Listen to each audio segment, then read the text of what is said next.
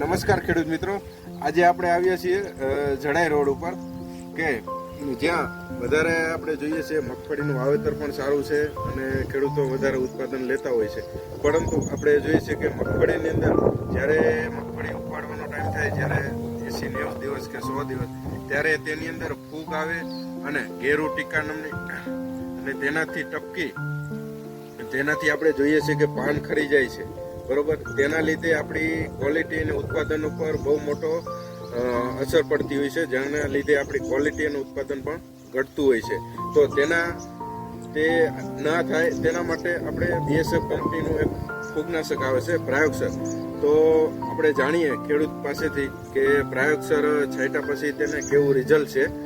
તો પહેલા તમારું નામ અને ગામ અને તાલુકો બતાવજો.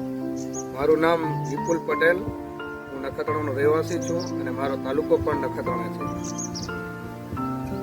હવે તમે ગયા વખતે આ વાપરી હતી 2 સ્પ્રે, આ વખતે 1 સ્પ્રે કર્યો છે, તો ગયા વખતનો અનુભવ શું કહે છે તમારો?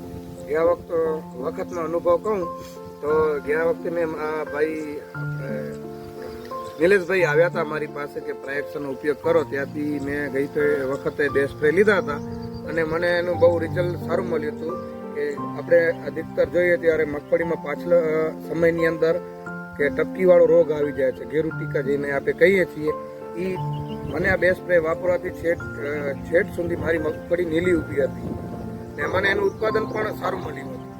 એના માટે આ વખતે પણ મેં 1 સ્પ્રે લઈ લીધો છે અને હજુ 15-20 દિવસ પછી બીજો સ્પ્રે લેવાનો છે.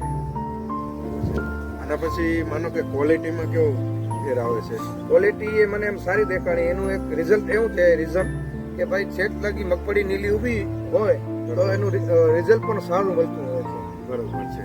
અને ક્વોલિટી સારી હતી, ભાવ પણ કેવો સારો મળ્યો? ભાવ પણ હવે અમારે કને કેવું છે કે ભાઈ આના લોકો આવે છે અને એને પસંદ પડે, એને વ્યાજબી લાગે એ પ્રમાણે અમને ભાવ આપતા જાય છે. બરોબર છે.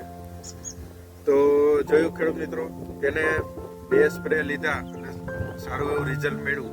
તો તમે પણ આ વખતે મગફળીની અંદર 50 થી 60 દિવસે પહેલો સ્પ્રે અને 70 થી 75 દિવસની અંદર બીજો સ્પ્રે લઈ અને તમારી મગફળીની અંદર ગેરુ ટીકાથી બચાવો